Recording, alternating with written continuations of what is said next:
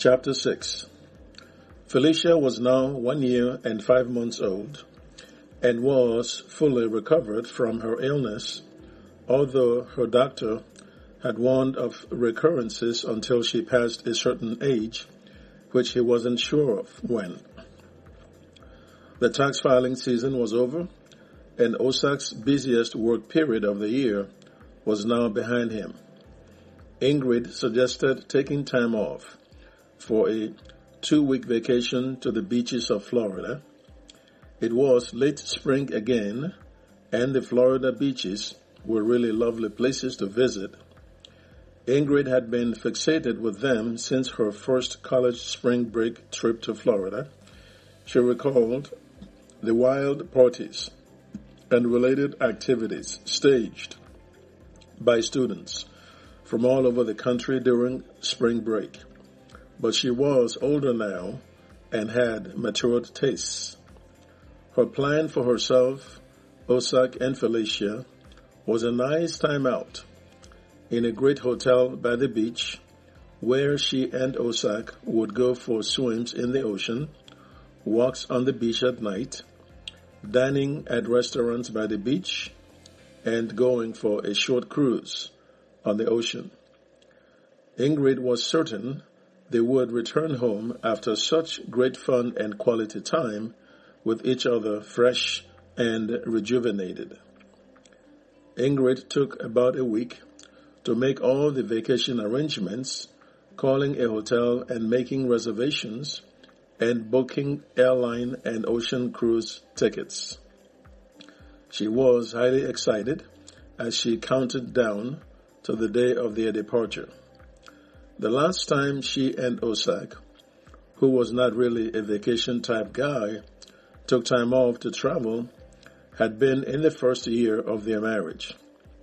They had journeyed to the Ocean City beaches, which was but a 3-hour drive or so from their home. Osak, whose social exposure before his move to America had not featured anything that remotely resembled a vacation, was initially reluctant to go. He recalled that people who lived in the city slum he resided in before his move to America were too harried and busy in an endless struggle to make ends meet to think about taking a vacation. The idea was a refined Western concept at a sharp variance with the realities of their grinding daily existence. He had ultimately given in to Ingrid's persuasion and went with her to Ocean City, where he thoroughly enjoyed himself for the 1 week they were there. He too was as excited as Ingrid was about their impending trip to Florida. They took off for Florida from the Baltimore-Washington airport on a bright sunny day.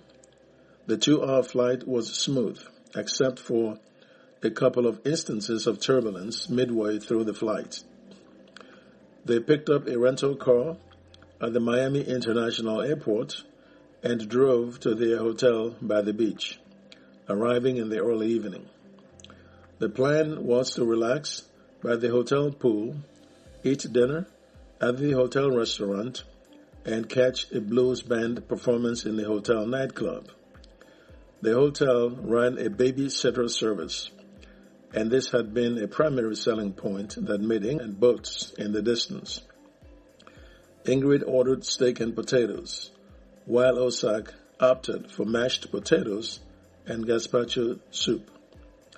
They also ordered red wine and New York cheesecake for dessert. Osak, in his 7th year of residency in America, was yet to be used to regular American food. His favorite food was still African food, especially the dish called fufu and soup. Fufu was mashed cassava or yam. The soup was made with vegetables, spices, dried shrimp or fish, and either fresh fish or meat. The fufu was dipped in the soup and swallowed. This was the main traditional meal Osak had grown up on all his life. He had arrived in America to discover that he could not find the ingredients anywhere to make this meal, and he had lost weight over several months of eating very little of bland American food. This was during his college days. Years later, upon relocating to the Washington, D.C. area in the state of Maryland, where international grocery stores existed, he was elated that he could now buy the ingredients to make his beloved fufu and thick soup.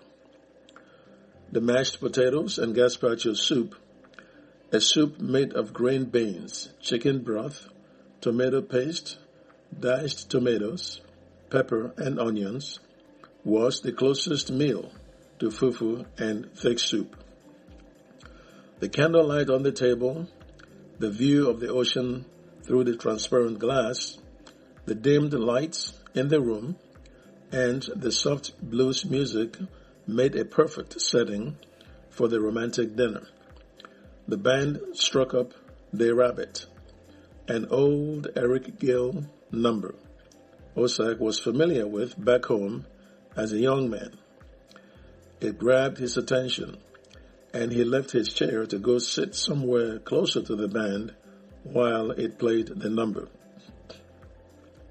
Ingrid was slightly amused at his reaction, but he told her it was a number he hadn't heard in more than 12 years, and he had to hear it again up close.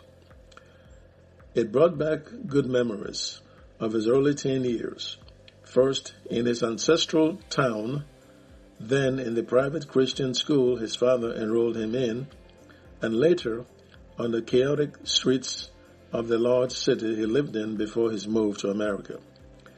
"The Rabbit" was a nice jazz number most radio stations played all the time. The fun evening inside the nightclub lasted for about 3 hours. They left as more people entered the club. Felicia was asleep when they picked her up from the hotel babysitter. Osak carried her in his arms as they walked to their room. Ingrid wanted to wake her up to feed her, but decided to let her sleep on until the next morning. It was close to midnight when they went to bed. There were 2 beds in the room. Felicia was placed on the bed further inside the room. They took the second bed, which was bigger. Within minutes of hitting the bed, Osak tried to make a move on Ingrid, grabbing her by the waist and pulling her closer. She laughingly pushed him off. "The baby is here," she protested. "She is asleep. She is just 1 year old. It's okay," said Osak.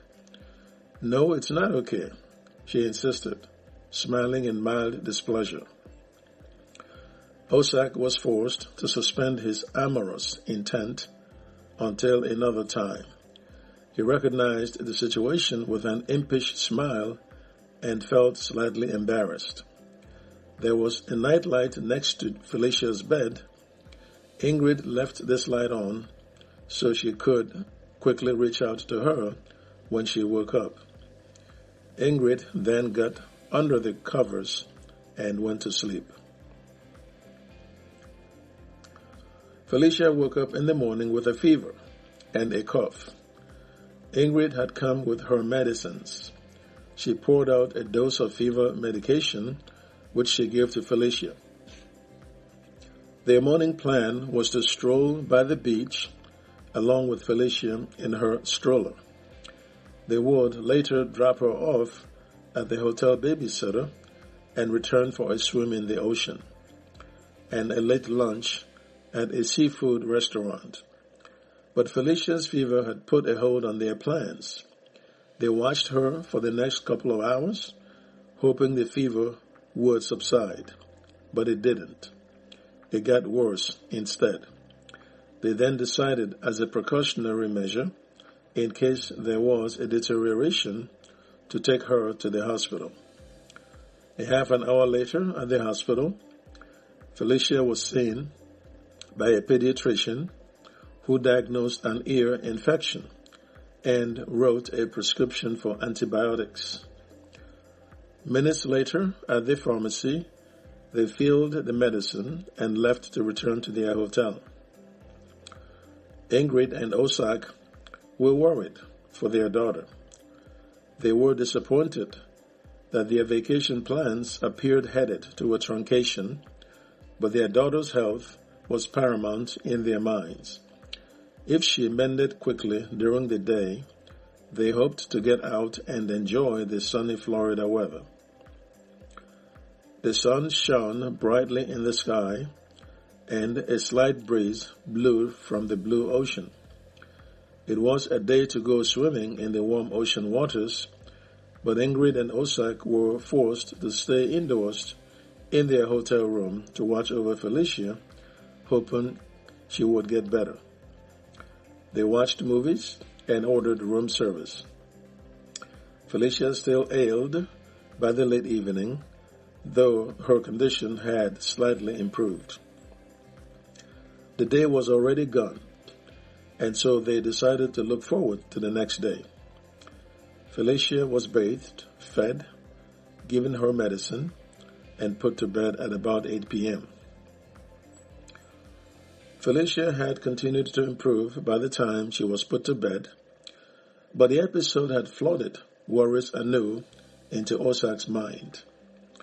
The whole circumcision and reincarnation stuff reared up again in his mind. Might this latest episode with Felicia be another manifestation of the effects of supernatural powers on her? The distressing state of mind he was suddenly plunged in made him decide to call Zane to follow up on her visa application, but he couldn't make the call in the presence of Ingrid. He told her he was going to the mini market in the lobby to buy snacks, but in actuality, what he had told her was a cover so he could leave the room to speak privately to his sister. Osak left the third floor room and walked to the staircase where he took the stairs to the lobby of the hotel. He was in a hurry and did not want to wait for the at about 3 a.m. local time in Africa. She had forgotten to mute the ring tone as she often did before retiring for the night. She was averse to being woken up by late-night phone calls. Her hectic days working at her mother's supermarket left her exhausted. She therefore hated late-night calls that disturbed her sleep. Zane woke up annoyingly to pick up the call, but she lightened up when she heard her brother's voice on the other end of the line. "I know it's the wee hours of the morning where you are right now. Sorry to wake you up," said Osak. "Good morning, my brother. How are you?" "I am well, thank you." "How is Uwa doing?" Zane asked. "She is fine. Thank you again, Zane. I wanted to find out whether you have submitted your application for a visa at the embassy. I want you here as soon as possible." "Yes, I have, and my interview is coming up next week," said Zane. "That's lovely. Call me after your interview." "Okay, I will do so." "Okay. Good night, Zane," said Osak. Osak's phone call to his sister was short and to the point of why he had called her. He hurriedly came back into the hotel lobby and went to the mini market where he picked up candy bars and potato chips. Back upstairs, he went to where Felicia lay to check up on her. "How is she doing?" he asked Ingrid. "I think she's doing much better," said Ingrid. "I hope she keeps it up so we can have some good fun outdoors tomorrow," said Ingrid, slightly optimistic. "I sure hope so too." They munched on the snacks Osak brought from the mini market, cuddled up soon afterwards, and fell asleep. Felicia had been sleeping for about 2 hours by this time. Ingrid and Osak had closed their eyes for only about 4 hours, when Felicia woke up crying, along with a coughing fit. Ingrid was the first to be woken up by her cries, and she immediately picked her up. She tried to comfort her as Osak, now awake, sat next to Ingrid and observed what was going on. Ingrid was able to comfort her back to sleep again, but Ingrid and Osak would remain awake until the next morning, unable to fall asleep again. Ingrid recognized the situation as the case of their daughter just being ill again at the wrong time during a getaway they had looked forward to. But Osak believed supernatural powers were responsible, and his sister couldn't come over soon enough. So the second step in his plan to heal his daughter could start. They took Felicia back to the pediatrician in the morning for re-examination. The young female doctor found that the ear infection was still there.